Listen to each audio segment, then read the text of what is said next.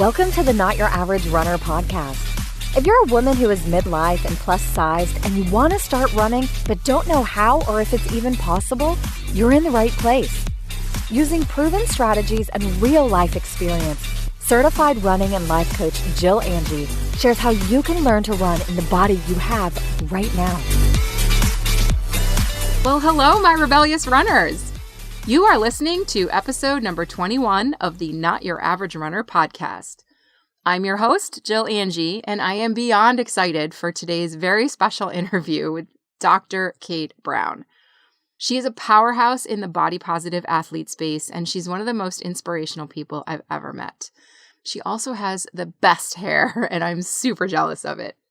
Now, for those of you that don't know Dr. Browne, or Kate as I like to call her, she's a writer, speaker, and multisport athlete who's affiliated with the Body Positive Fitness Alliance. Her 2015 TEDx talk, How I Found Real Fitness Inspiration, Saying No to Fitspo, shows how marketing tactics of the 19th century freak show industry influence the fitness industry today.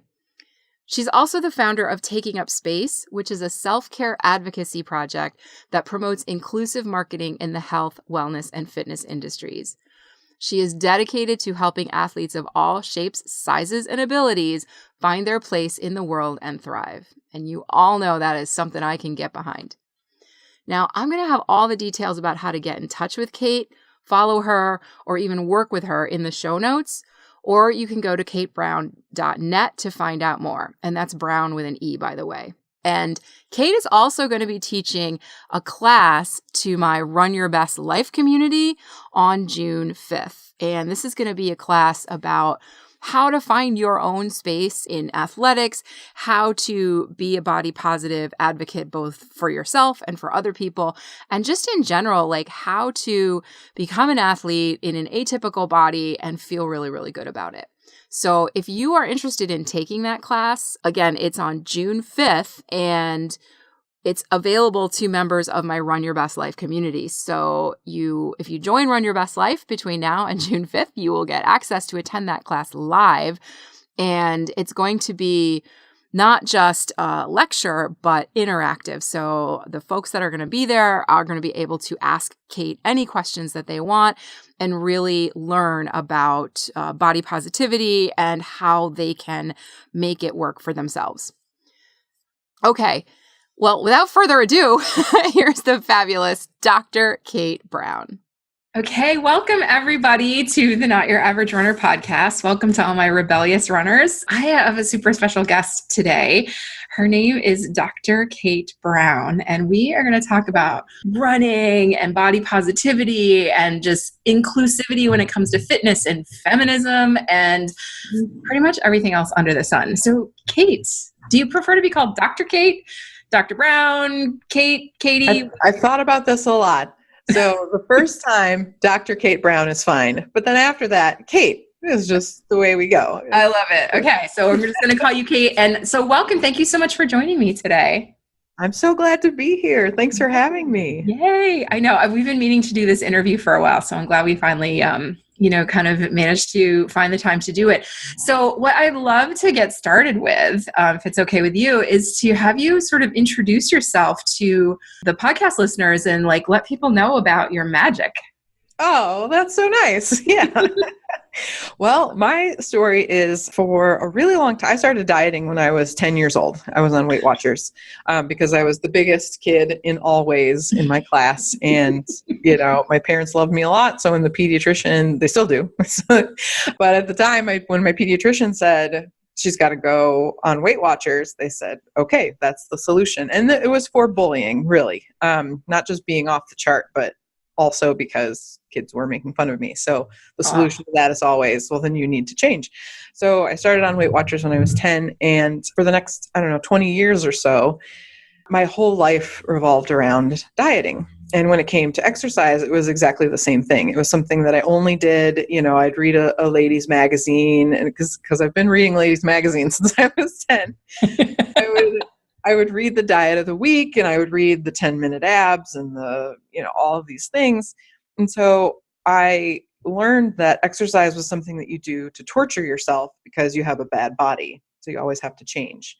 And so that's how I grew up in just these like spurts of, home fitness things, because this is an interesting, I think we're going to talk about this later too, but I always exercised at home because I didn't think that I belonged in a gym or any fitness community. So it was like a reward I would get for, I don't know, torturing myself. Then I could go to the gym, or then I could be out in public. So that's kind of how I started with diet and exercise. And then when I was in graduate school, I started researching the freak show. It's a really abrupt transition. Yeah, like the old-timey fascinating one freak show, because I love the idea of having a weird body and then putting that on display somehow. And what I found out was that the way they would pitch these unusual people is they would make up a story about their lives. So they would say, Myrtle Corbin has 4 legs because her mother was in a farm accident and she's this freakish person. And I started looking at Fitspo, or Fitness Inspiration, the same way. They were telling me a story about this unusual body with the added pressure that I should be like that. Nobody was saying, oh, you should be like Myrtle Corbin. She has 4 legs and is really cool. But they were saying, here's this model with super visible abs and she's sweaty all the time. You should be like her. So when I put those two things together and realized it was just a story, I asked myself a question, like, well, if that's just a story, maybe I could tell a new story. So what would happen if I pretended that I belonged in these communities? So the very first fitness group that I joined was roller derby, because my husband said I have big hips. So okay.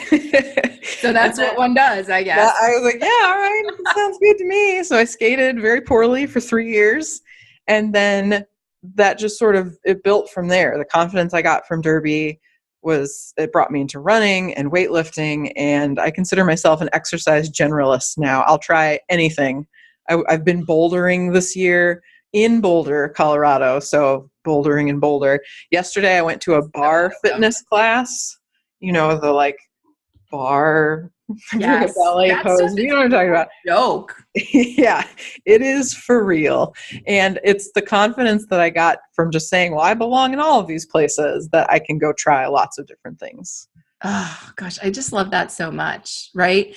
And I think it stems from that, just you rewrote your story. You're like, okay, I've been told my whole life that I need to change to fit in, when in reality, I can just decide to fit in. Yeah. And I don't need to change, and nobody needs to change. I can just fit in. Mm-hmm. Yeah. And it sounds, if you're thinking about that for the first time, it sounds really like, well, you can't just decide. You can't just show up. No, you really can just show up. You really can.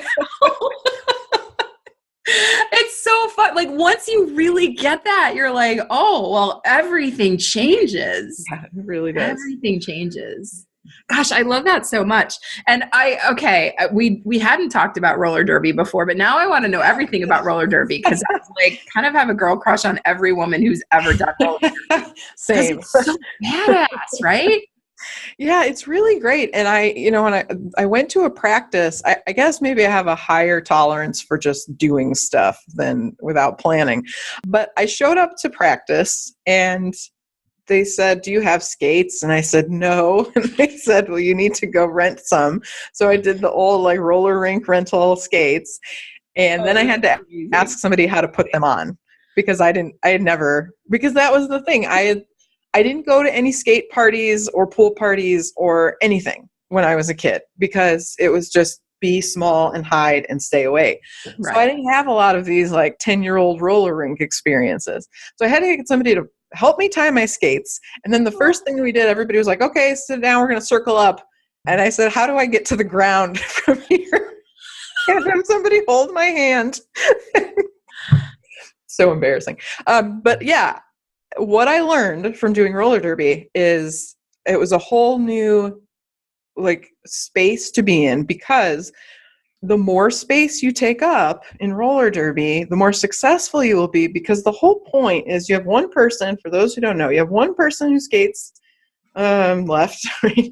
And then a bunch of other people they're trying to get around and like get around these people that are here. So the people here, I guess it would be better this way. The people here have to be wide so that the person gets blocked behind them, which means you get a lot of like squatting down low, wide legs, like really getting in, and the like bonding thing of you have to know where your teammates are. You're like touching them, right? And that had never been a part of my concept of exercise, which was even if we're doing things together, this is my personal space bubble. When we do step aerobics, we all do it the same way, and we never touch each other or talk to each other, and we're just all separate. Yeah. So to be in an exercise space where it was not only allowed, but encouraged to be vocal, take up space, get in each other's way, have that physical contact was just amazing.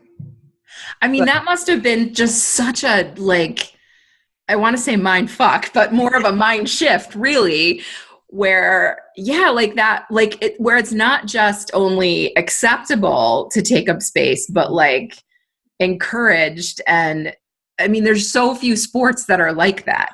Yeah, I mean, if you can imagine any other social environment or sport environment where you have your coach yelling at you, get in her way, get low, get your butt in her face, like that does not happen anywhere else. And I think that, you know, it's an intense sport. It's not for everybody, but I would recommend that everybody go watch a bout. Just see what is happening in that space and just see how it all works in terms of empowering women. Right. Well, and do you feel like, I mean, there's the physicality of taking up space, right? But don't you think like, even when you're overweight and you take up space physically, we mentally try not to take up space, right? Like there's this whole, right? So like talk a little bit about what it was like to learn to take up metaphorical space, maybe is a better way to put it. Yeah, well, and it is in so many different ways. And my project Taking Up Space started as the Ramp and Stair Exercise Club. So if you've watched my TED Talk, you'll hear me reference it that way. And that's because that started, I was with a women's only running group that I'm a part of, and we were running, and somebody said something about, well, I can only run with this group because I'm afraid of running by myself. And it wasn't a physical safety thing. She was just afraid of people yelling things at her or, you know, just being uncomfortable in exercising in public. And I said, well, that's criminal. I just hate that. No, right? Because if you can't get out there, you know, that's hurting you. That's not hurting the people that are yelling things at you, which does happen. I'm not saying it doesn't. I've been yelled at plenty of times. But if that keeps you from being out in the world, then that's a problem. So the Ramp and Stair Exercise Club started as a meetup locally for athletes to get together and just be out there. And I realized later that Ramp and Stair Exercise Club was a very bad name for anything because it's very academic. It's definitely a thing that someone in grad school would do. And there's a homophone problem because everybody thought stair meant stare like with your eyes. But what I really was talking about was equal access of ramps and stairs, like in a building. Not everybody got that. I immediately think of like a skateboard park. I'm like, right, yeah, like I don't have that kind of coordination. Like, right, and you go, I don't want to be a part of that. But when I thought about it, I was like, okay, so what are we actually doing? And I sat down and thought about what access means, and I thought, well, it means that we're allowed to be in the same space together if we have access to it. So taking up space is something we do in lots of different ways, physically, mentally, with our ideas and our words. And, you know, and just a lot of women feel like they have to hide, not just to be like squish. I don't know if you do or have done the plane thing where you smoosh to the side to like not touch anybody. Yep. Especially if there's a man next to me, right? They're just like, this is your arm rest now. yeah. They're like, oh, here's my arm. But in our voices, I find this a lot with women, that they are quiet or they don't say the things that they might want to say because those ideas and that voice, they feel like they can't take up that space. And to me, it's all about, it's not taking more than you need necessarily. It's not being out there for the sake of being out there, but just saying, this is who I am, and this is where I am in the world. Mm-hmm. And with no apologies, not, oh, I'm sorry I'm loud, or I'm sorry I'm, too boisterous. Like, because I used to say those things. Yeah. Oh, I'm really loud. I'm sorry, and now I'm just like, fuck that shit. I'm loud and I swear a lot, and I really don't like, if you don't like it, then that's awesome. Right. Like, right. I know it. It's just so freeing to like no longer think that you have to apologize for who you are. Yeah. Because I just feel like that's such a waste of energy. It really is. And the more I realized how much energy I was wasting worrying about what other people thought of me, and then trying to shape myself in whatever way to be the kind of person that was more palatable. Ugh. Yeah. Oh, I love that. Trying to be the kind of person that's more palatable, right? Like we're flavors. Yeah. Oh gosh, that's so good. So, all right. I think this is probably a good time to, I'd love to hear what you think about what the words body positivity mean to you. And then also, what does feminism mean to you? It's a great question. They're kind of like separate questions, but then of course they're maybe. Yeah, no, to me, they're totally the same question, really, because to me, feminism has always been a way of thinking about the world. It's not something you are or are not, or check off a box like I am a feminist, or this thing I did is not. I hear a lot like, oh, I wear makeup, so I'm a bad feminist. That's not even what that is. Just no. and I think it drives more division than it brings people together, because it's like, oh, well, that's a feminist thing to do and that's not. So we are not the same kind of person. I also think there's a really specific context where feminist these days, or well, not these days necessarily, in times past, is the new hipster is what has replaced it, right? You don't want to be called a hipster, even though you really like bespoke wood crafts. But I'm not a hipster. Love that handlebar mustache. Not a hipster. I like handcrafted bacon and right? I love bacon and bourbon in a festival. What? I'm not.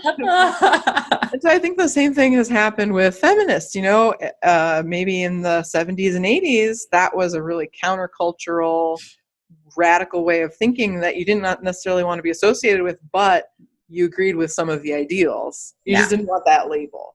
If you take the label off of feminism and make it a concept that you use to think about the world in an equitable and fair way, thinking about access, what do power structures like the patriarchy and late capitalism and racism and homophobia and transphobia, what do those power structures mean for people who fall outside of that?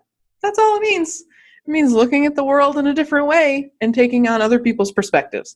So body positivity, to me, is the exact same thing. It's not a thing we do or not do, or we're going to separate somehow. In fact, I take the positive part of body positivity to mean presence. So like if you have a strep test and you test positive for strep, that means there is the presence of something. So body positivity means the presence of all the bodies. And the thing I'm really like, if it were a catchphrase, this would be mine. Body positivity is a right and a responsibility. It is the right to take up your own space and the responsibility to make that possible in whatever way you can for other people to do the same. I'm like literally getting chills right now. I mean, good Lord, like that is just like, it's because it's less about what we look like and being okay with our flaws and stuff, and more about just like, I have a body and it's my right to take up space with that body, regardless of what it looks like or what size it is. And it's my responsibility to make sure that other people who aren't necessarily seeing that they have that right, make sure that they get the chance to do the same thing. Yep. And a lot like feminism, there was what we call in the academic circles second wave, which is about the 70s or so, where the focus was on equal rights. That's what we hear a lot. Feminism is equal rights, men and women. That's good. That's a good first step. Mm-hmm. Well, now we're in a place where we're thinking about, okay, well, the experience of being a woman is different for people of color, indigenous people with different economic states. So we need to think about this in a more holistic way and how these experiences affect lots of different kinds of people. Same thing with body positivity. Loving yourself and being okay and accepting your body is great. I love that. And that's a wonderful first step. The next step is to think about how things like fat phobia and body shame affect people who are not like you. Yeah. So I'd love to hear a little bit more about your TED Talk, because for anybody that's listening that has not seen Kate's TED Talk, it's called, what's it called again? How I Found Real Fitness Inspiration, I think, yes. Right? Saying no to Fitspo. Saying no to Fitspo. Right. Because I think, so here's what's so fascinating. Like the flip side of the body positivity movement is the Fitspo movement. So can you tell us a little bit about your talk and some of the really important concepts in there? Because I was watching it and I'm just like I was not getting angry at you. I was just getting angry. Well, good. Who thought that like Fitspo is, something helpful for them. So yeah. Just tell me everything. Yeah, we covered a little bit of it. I talk about my story and I talk about my research and my, coming up to find that I actually do like exercise. And I think something that a lot of people struggle with is the idea that exercise should be painful because you're bad, or, maybe you can't say that necessarily, but, I have to do this exercise because I want XYZ result. And once I started thinking about it in again, a positive way, not necessarily in a feel-good way, but in the addition of exercise to my quality of life, I've been able to maintain an exercise practice for over 3 years, which is unthinkable when you think about like the 30-day ab challenge. If that's the most you do for a little while, like, that's not a consistent practice. So it has added a lot of value to my life. And I talk about, I said my degree is in English. It's about rhetoric, so persuasion. And I studied weight loss success stories and these fitness inspiration memes for the work that they do, teaching people how to live. So we see these images and you can tell a whole story, like a weight loss success story with 2 pictures. A person standing in pants. Actually, it's not even one. A person standing in big pants tells a whole story. And it's not just the story of, they must have lost a lot of weight, which may or may not be true, right? All you need is a person in really big pants. But that's the story about it, right? But it tells us that person is a good person. Yeah. So now we want to be like that person. So what did they do? They lost weight. Okay, so we're going to do that too. And these transformation stories before and after get retold all the time. And that's what's coming up in these fitness inspiration memes. I'm looking at this extraordinary body doing an extraordinary thing, like those yoga poses that are possible to do. Yeah. I'm like, I'm going to get there. I'm going to do yoga and I'm going to do that. And so we take that as inspiration, like a positive, but it's actually making us feel bad about ourselves. So I talk a little bit about what I perceive as the inspiration gap, which is if you're here thinking that you have a certain kind of body and life and you want to get here, if this part, the after part, makes you feel bad about yourself, you have fallen into the inspiration gap.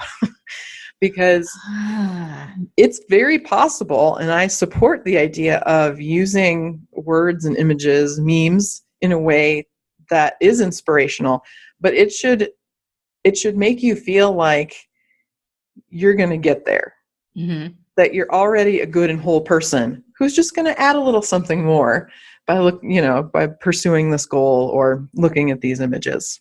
Right. Because if the goal that you're going after makes you think like I'm somehow less than good because I don't have that goal, then that's not a goal worth having. Right. Yeah. One of my favorite fitness memes that I saw when I wrote my first book, it just enraged me because it said strong is the new skinny. Right. So basically, skinny is pretty much unattainable for so many people. So now, not only do you need to be skinny, you need to be strong on top of it. And then it was a picture of a woman who had maybe 4% body fat. She had 8 visible abdominal muscles. She was doing a one-handed handstand on a platform, right? And like next to nothing. I'm like, she's not, it was just so much wrong with that. But I was seeing it everywhere on Pinterest, like strong is the new skinny. And then there's this woman and I'm like, stop, just stop. Stop. That's not inspirational to anyone. My favorite is sweat like a pig to look like a fox. Oh my gosh. Right. Okay. So because the pig is somehow bad. Right. Yeah. And I have some work about that, like in my dissertation, where I talk about how, we tend to use animal metaphors when we're talking about fat people to like make them monstrous and weird. We could talk about that in another show. But the other thing about the words and images, they work together in a specific way. So you could take the same text, like strong is the new skinny, and put it over a fat person running on a treadmill. Mm-hmm. That's a totally different message than the woman on the platform doing the push-up.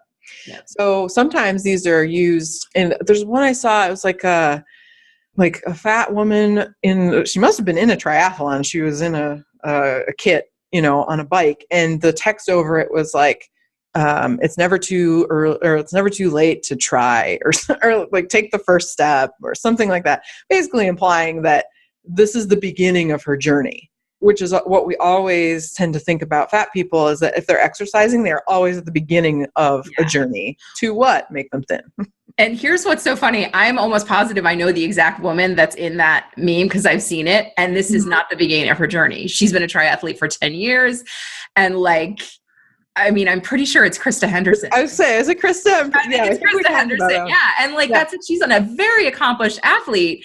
And well, and if you know anything about any kind of fitness journey, you understand that you don't go out on your first bike ride in a tri-kit, like in the middle of the road. Exactly.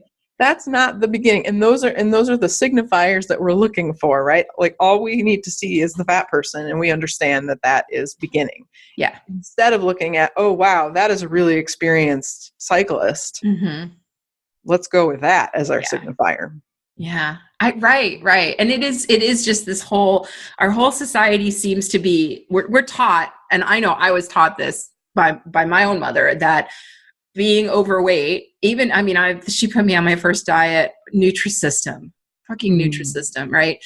I was a freshman in high school. So that was actually my second diet. The first diet didn't work, didn't get the results. And so I was 140 pounds. Right. And she's like, all right, we got to do something about this. And I'm like, but I'm a size 9, I was so tiny. And, but she had this whole story that if you're overweight, you're just a failure at life, I guess. It was never explicitly said, but the message I took away was that just being fat is bad. It's just bad. And it's the thing to avoid your whole, the nothing else. You shouldn't steal, you shouldn't murder, and you shouldn't be fat. These are the things, right? The trinity of things that you shouldn't do. And I think it's really hard to undo that programming. And so I don't, maybe you've done this same thing, but in the past 5 years, I just turned 50, and I've, probably the past 8 to 10 years has sort of been a major shift for me from I have to lose weight to be an acceptable human to I get to do whatever the fuck I want. And right. And along the way, I kind of realized that the programming I was getting, and it started probably when social media got really popular. I was subscribing to all these Instagram accounts of all these thin women, right? I want to be motivated to be like them. And it was exactly what you said. It made me feel bad because I didn't have whatever that was. Right. So I was like, okay, how can I reprogram my brain? And so I just started following Instagram accounts of women that looked like me. And it blew my mind. Within probably 3 months, I just looked at them oh, that's normal. And I stopped feeling terrible about myself. It's magic. I actually just had a fitness model follow me on Instagram, and I went to her account, and I was like, why? She was doing that broke back pose, where you're like, no one stands that way. Don't go that way. No, my favorite part though is, she used the hashtag lift heavy shit, Uh-huh. And when I looked at the picture, she was like this with a 15-pound dumbbell. And I was like, that's not what that means. But it's just, people aren't really thinking about this. They're just okay, fitness is this. If if I want to be fit, I do this and then do these things. And I just really briefly, talking about the programming and the conditioning, I think that there's a slippery slope to saying, my mother taught me this, or my friends or family or aunt or grandma, whoever it is in your life, and they may still be sending these messages to you. But remember that diet products have been advertised in newspapers since 1870. Mm-hmm. We are on generation 5 or 6 or 7 of this being the primary operating way to be a woman. So I don't blame anybody for those reactions. Like I said, my parents loved me a lot. They were trying to do what was best for me. Right. That's a good point. And my mom was my Weight Watchers leader for a while. So, ouch. That was weird. But we still have this, it's a primary bonding activity among women to talk about diets. It's like the default. We don't know what to say to each other. So we're like, oh, I guess I'll have some salad because I don't know. The diet talk thing. And I think we can do better for female friendship and female bonding. So that's part of why I believe so strongly in body positivity is not an individual pursuit. Mm-hmm. It's for everybody, because it's really lonely to go out there and say, I mean, can you imagine walking into a room, like, especially of just acquaintances, and having nothing to complain about your diet or your body or your exercise? And in fact, this is level 2, go in there and say, I'm feeling really good about my body today, guys. I just feel amazing. Like, you cannot do that. Yeah. It's not socially acceptable. But the more women we have and bring into this space, the more acceptable. I mean, that's the world I want to see, where I can walk into a group of friends and go, don't I look great? And you look great too. I love this. I love everything about what we're all doing here. That's my utopia as well. I teach people that when somebody compliments you, don't argue with them. Don't tell them all the ways they're wrong. Say, yeah, I agree. You're right. Thank you for noticing. Yes. I am amazing. Right? My ass does look banging in these jeans, right? Because we're when somebody compliments us, we're immediately, we're just kind of conditioned to say, oh, because we have all of our own insecurities about our appearance. So when somebody compliments us, we're like, no, here's how you're wrong. Right. No, and I'm like, let's just agree with people and say, thank you for noticing. And, I think that really goes back to our conversation about inspiration, because when we are this is part of the inspiration gap too, when we are basing our inspiration on what other people look like, that's an immediate, you've just fallen in the gap. Because I think you understand better than others maybe that in running, there is no runner's body. We have aspirational runner's bodies, people we look to and say, oh, they are good. But when your body is an example of what not to do, that takes your sport in a really different way. So, I'm a runner. I run a lot. People are always talking to me about form and good job. Keep going. You'll get there. Because I don't have the kind of body that people go, yes. Oh, if I run, I will look like that. Ooh, yes. Yay. But I saw a friend of mine had she's a runner too, and she posted some picture on Facebook, and the comment from one of her friends was, I should take up running so I can have legs like yours. What about me? Don't you want my legs? Come on. And so we have these this is this kind of body and this is this kind of body, and we're just going to all get there. So, yeah. But it really goes back to what you said about body positivity. Is it's so important for people with the non-traditional bodies to get out there and show everybody that runners come in all shapes and sizes. People come in all shapes and sizes. Athletes come in all shapes and sizes. Runners come in all shapes and sizes. And it's one is not better than the other. I mean, the one with 4% body fat is probably a lot more likely to run a 4-minute mile, right? But that's not the only goal of running. Yeah, exactly. Right? Being fast is not necessary. I mean, it's the goal for people who are in the Olympics, for sure. Yeah. Right? But I would say the other 99.9999% of the population, why does being fast have to be a goal? It fascinates me that there's that. And it may be just because we're competitive as a society, right? Like I think it's just sort of human nature. And so it cracks me up when people say, oh, how was your race? Did you win? And I'm like, yeah, fuck yeah, I won. I showed up, I finished, I got my medal. Like, what's yes, as a matter of fact, I did win, right? Yeah. Like I didn't have a podium finish. That's a totally different, Right. totally different discussion, right? So funny.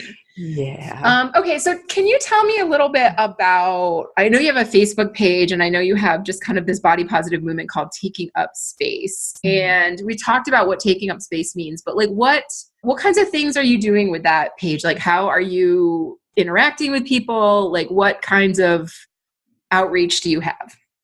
Yeah, so I post a lot of my own writing and then sharing from other people. Just my goal with that is twofold. One is to share writing or articles or content that brings a different perspective. So what is it like for trans athletes in a gym?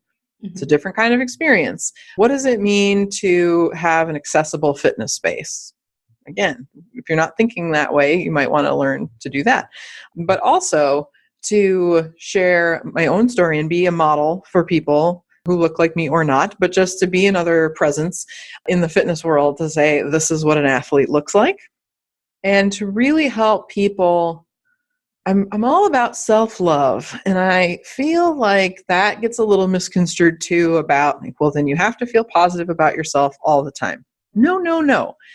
Self-love and self-care to me is the ability to be kind to yourself and make decisions from that place instead of a place of I'm bad and I have to fix myself.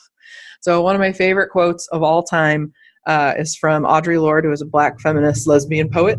And she says that self-care is not an act of indulgence. This is not a quote. I'll send you the image so you actually have the quote.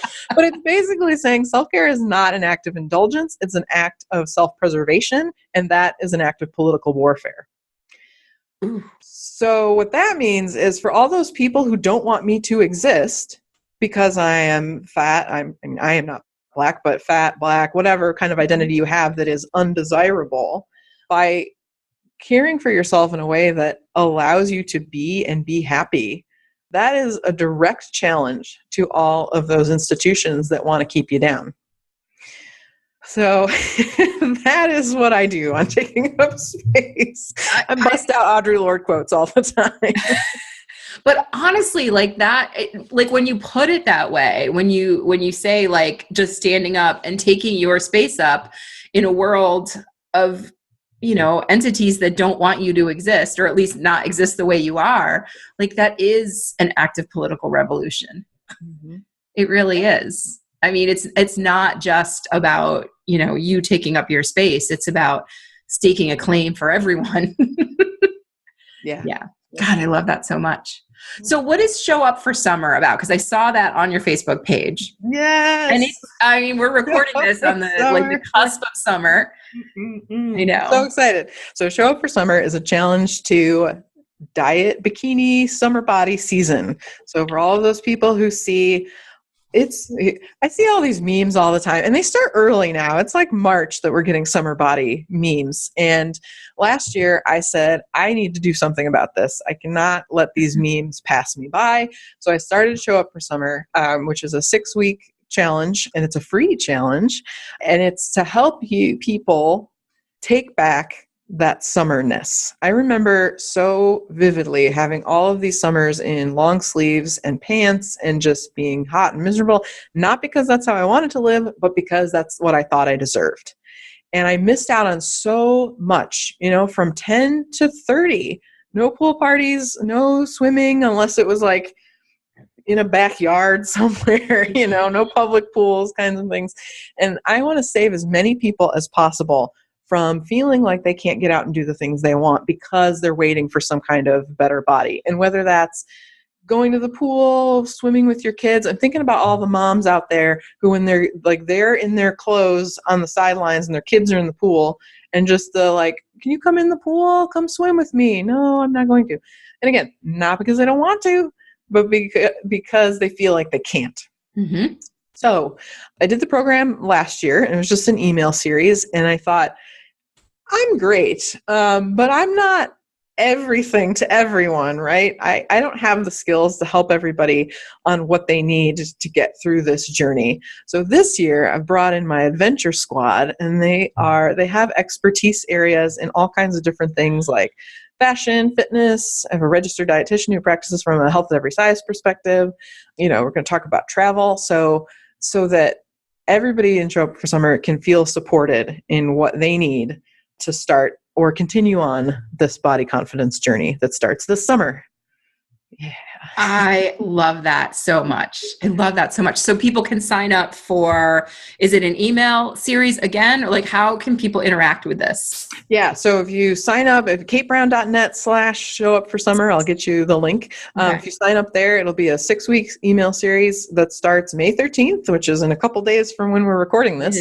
But even if you sign up after the 13th, you'll get all of the emails. And then in each email, there will be a video interview that I did with our experts about their particular expertise and then how you can work with them on that. I also have, as part of the program, my self-love squad, which is a Slack group. So the email series is great if you're a self-study kind of person or you just want to explore this on your own. But if you really love sweaty selfies and like sharing outfit pictures and you don't feel like you have a community to do that, maybe your friends and family aren't quite on board, the self-love squad is the place for you, because we're always posting cat memes and outfits and talking about books we read. It's really great. Oh my gosh. I will be joining all of this immediately. Well, because here's the thing, this year I bought my first 2-piece bathing suit bikini since I was probably 10. So it's been 40 years since I've had a bikini. And then I put it on. I was like, damn. So I was like, I took a picture and I put it on Instagram. Like, everyone needs to see all of this amazing. Right? That's so good. I haven't gotten mine yet. I think I need to go find I just haven't found the right one yet.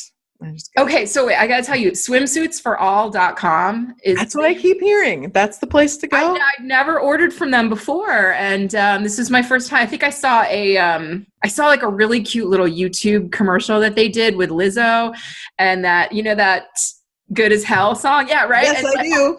It is my power jam. Exactly. So they did a whole commercial to that. And I was like, I'm all in. I want all of those bathing suits. And I want to ride a jet ski with Ashley Graham because damn, having fun. So I would say that's where I would check out. I mean, I ordered a bunch from Land's End as well, but I used to love them, but I'm just finding that there's way too much coverage on their bathing suits. I was like, there's not enough of me showing. Yeah, it's steps, right? And I'm sure there are people who I talk about in Show Up for Summer about setting a visibility goal, which is a little different than what we're used to thinking about health and fitness practices and habits. But for visibility, it's like getting more comfortable being seen. Like that's really just it. So, if you are like I was a couple years ago in long pants and everything and saying, well, go out and put a picture of Instagram of you in your bikini, like that. Right. And that's scary. That's scary. So maybe stepping it up is, a lot of people go to weddings in the summer. So, and it's always like, I want to be in the back. Mm-hmm. So maybe your visibility goal is for the next wedding you go to be in the front of some of the pictures. Yeah. Or not cringing when the pictures come out and you go, okay, how bad is this going to be? And really enjoying that. Like, look at, and so that would be, instead of going, oh, how bad is this going to be? Maybe reframe that thought to, we are having so much fun here. Yeah. I love that I have a picture with my sister at her wedding. Yeah. Like, oh, that's what I want for everyone. I want that feeling of connection without cringing.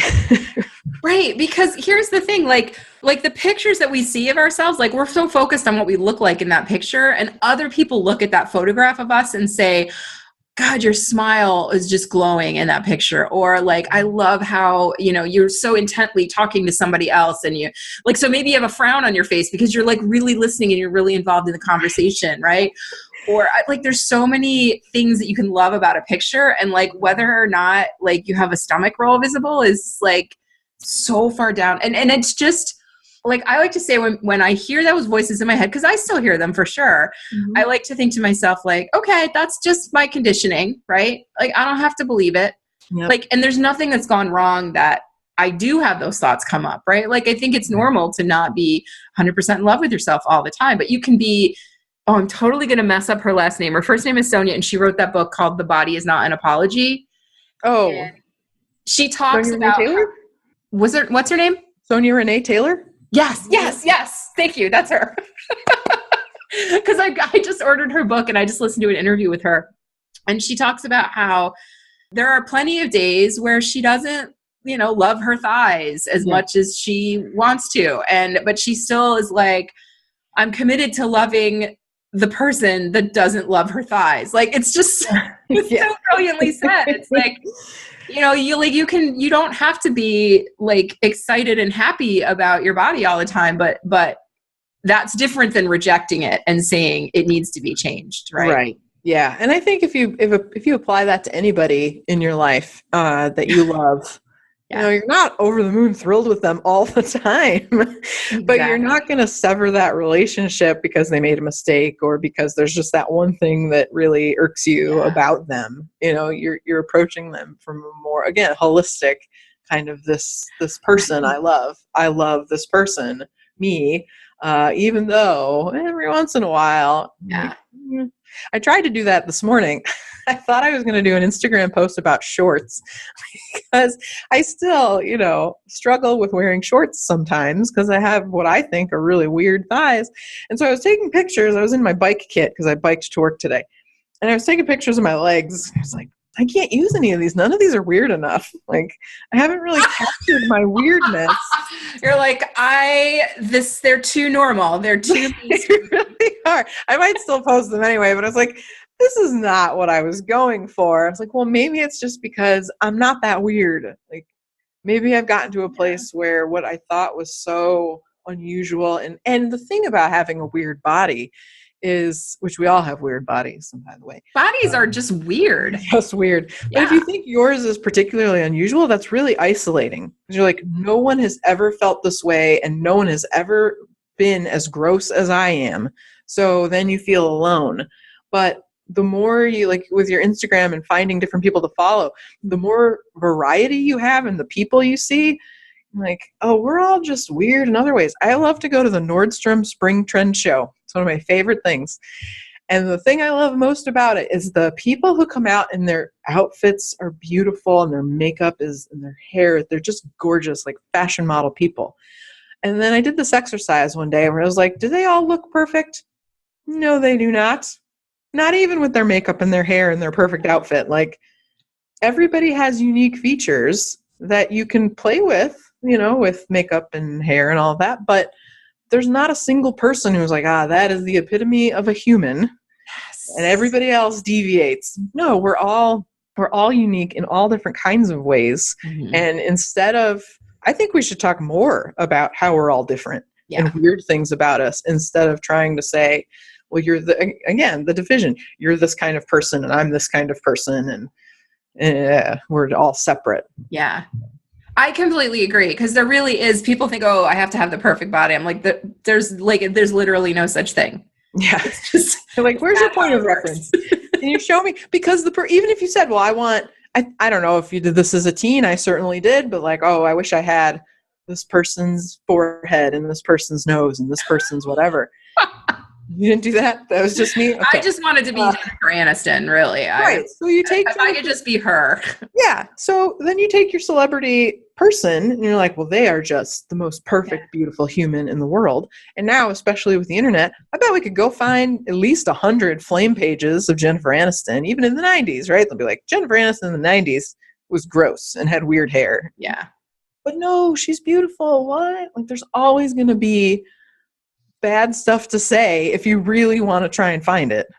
And even those people don't look like those people. That's what I love, right? Yeah. Here's what's so fascinating to me. Like, I grew up in the era of Madonna, like way back in the day. Like, I had her first album when it came out. Wow. On cassette. I mean, so she's almost 60 years old. And most of the pictures you see of her, she's like, they're posed and she's made up and so forth. And I saw a picture of her recently that like the paparazzi had taken it. And I was like, I watched myself go, damn girl, she's aged. She's really let herself go. And I was like, stop. How about like, yeah, just what she always looks like. And it's not presented to us to be easy to consume. Like she's just like a normal human being. Actually, right. She's kind of a superhuman, but like, right. Like, I mean, I don't know if you've ever seen her perform live, but like she is fit. There are like, she watching her run around and like, I'm like, damn, like she works out like crazy. She must, but yeah, it was really fascinating to like watch my own brain start criticizing her for not looking like her. And I'm like, no, That's not how any of this works. So it's just, we're just conditioned to think that way. So it's good to give yourself options. Absolutely. And it's a great first step to just start noticing when you think these things about yourself or others. You don't have to do anything about it, but just go, oh, okay, well, now I'm thinking about this. Or when this happens, I feel this way. Like I know an automatic reaction for a lot of people is when you sit on a couch to reach for a throw pillow. Right? Yes. I need to cover my abdomen. So people don't know I'm fat. Right. I hear that with purses too. I didn't know this, but you could do it with a big purse. I don't know. I don't carry a purse, but you could do that. So if you just notice like when these things happen or when you start feeling bad about yourself, and then once you figure out, some patterns will start to come up like, oh, I always feel down on myself when I'm around this person. Maybe I need some extra support when I'm around this person. Yes. Or maybe just not be around that person. Or just not, yeah. Because I do think there are people in our lives that we don't realize that we're getting messaging from them that's really negative. Like I have, I used to have a close friend that spent so much time criticizing every aspect of her body, while I would sit there and go, I would love to have your body. Like she was just beautiful and just so well put together and always dressed so nice, and she was really pretty. And, I watched her like get a nose job and a boob job. And I'm just like, this is not what I want to, this is not, it was like the Instagram thing, right? Like, I don't want to watch somebody that I think is so gorgeous, like critique themselves and just, cause then I'm thinking, well, I don't look like you, so I must be awful. Right. Like I would have those messages. So yeah, I was like, I just don't really need to.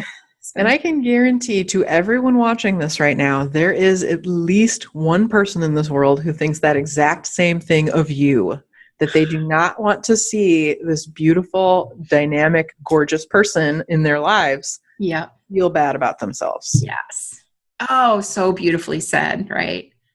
Well, on that note, I think we should wrap it up, because I just don't think we could have said anything better about just the whole concept of like loving yourself and paying it forward to other people. So, okay. So real quick, how can people get in touch with you? Again, I know we've sprinkled it throughout, but like, let's get the whole highlight. And for you guys that are listening, this will all be in the show notes. The links will be there, but if you're too anxious to go there. Yeah, go there now. Go now. You can find my Facebook page, Taking Up Space with Kate Browne. And I don't know what the link is, but just search Taking Up Space with Kate Browne. You can also follow me on Instagram at Take Up Space with Kate. And if you want, you can go to my website, katebrowne.net, and there's where you can find all the information about Show Up for Summer and my email address if you want to reach out and say hello, which I would love for you to do. I love that. And so what is your email? Oh, your email address is on your website. Yes. And it's Browne with an E. With an E. That's very important. Yes. Unlike Brene Brown and like the other Dr. Brown. Right. Sometimes I like to call us the Doctors Brown. I know. So good. So good. Yeah. And you guys go sign up for the Show Up for Summer email series. And yes, please do. The last thing I want to say about Show Up for Summer is that I have a goal to reach 10,000 people, which sounds like a lot, right? But that only represents 0.02% of the total number of people who go on a diet every year.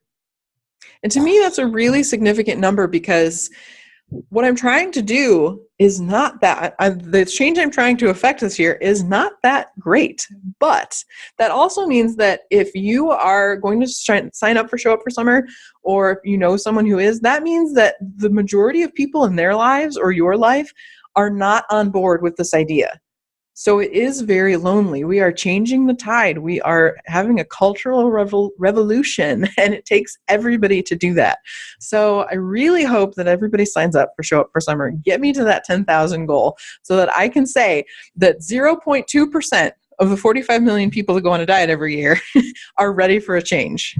Oh my gosh. All right. I'm already going to sign up today, and that means you only have 9,999 to go. Yay. We could do like the beers on the wall song. I don't know if people still do that. Oh, they will now. 99 bottles of beer on the wall. Anyway. Yeah, no, I think that's an amazing goal, right? Like, and it's all, like you said, it's body positivity. Body positivity is not just about yourself. It's about, making the space for other people as well. So I applaud everything you're doing. I'm grateful to know you, and I'm so excited that we had this chat today. I am too. Thanks everybody for watching, and thank you, Jill, for having me. Yes, thank you. Well, hey, that was fun with a capital F. I hope you enjoyed our chat. And if you want to get more of Kate's magic, you can find her at katebrowne.net. And of course, that is Browne with an E. You can also find her on Facebook under facebook.com, Take Up Space with Kate, and Instagram at Take Up Space with Kate.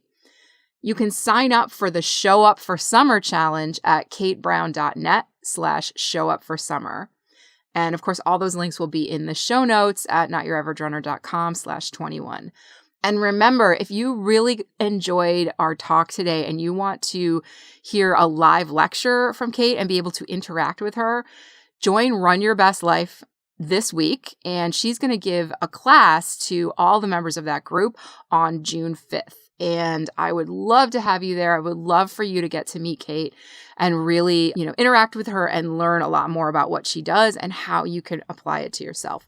So I hope you'll join us over there. You can do that at runyourbestlife.com. And that's it for this week. I will talk to you all next week. Bye.